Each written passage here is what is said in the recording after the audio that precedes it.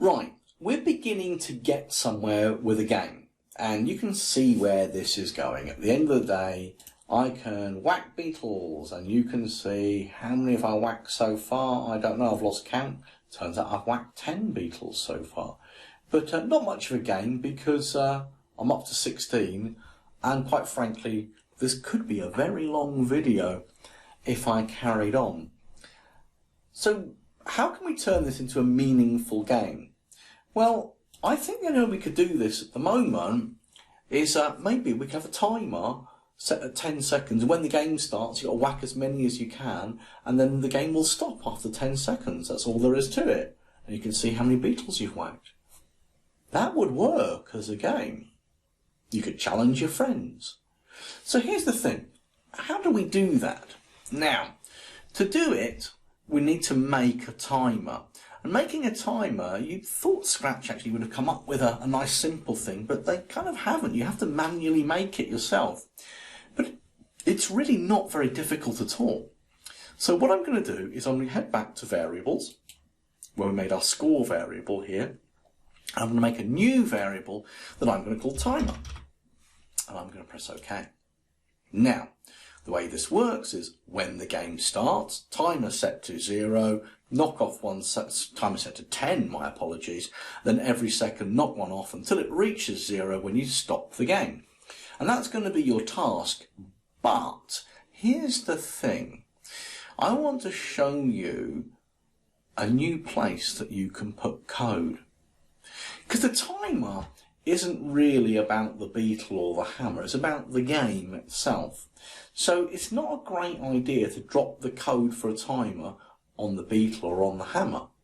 So you're probably thinking, well, if it's not going on the beetle and it's not going on the hammer, where else can code go?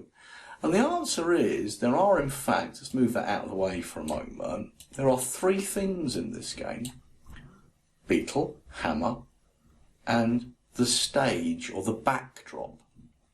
Now, over here on the right hand side you can see it says stage and it says backdrops here, funny enough. And if I click on it, you'll notice that the code stuff can be dropped onto here, onto the backdrop. That's what we're going to do in a moment.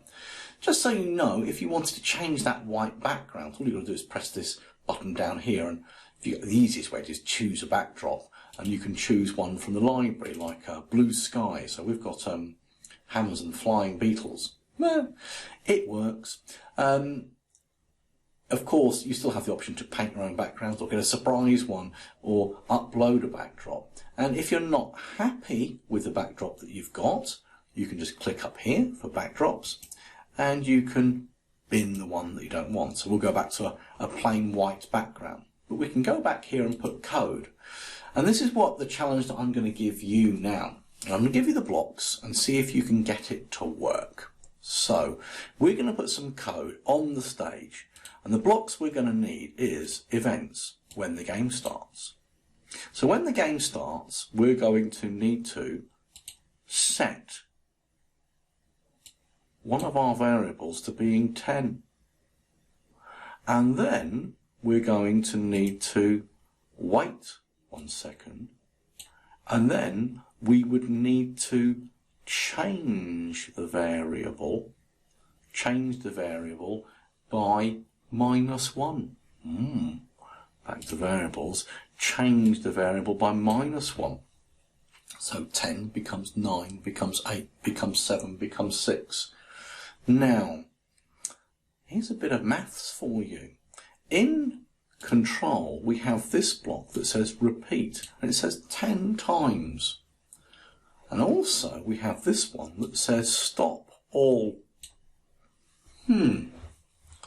Just using those blocks and using a bit of common sense on your part, can you make it so that when the timer reaches 0, the game stops? See if you can solve it.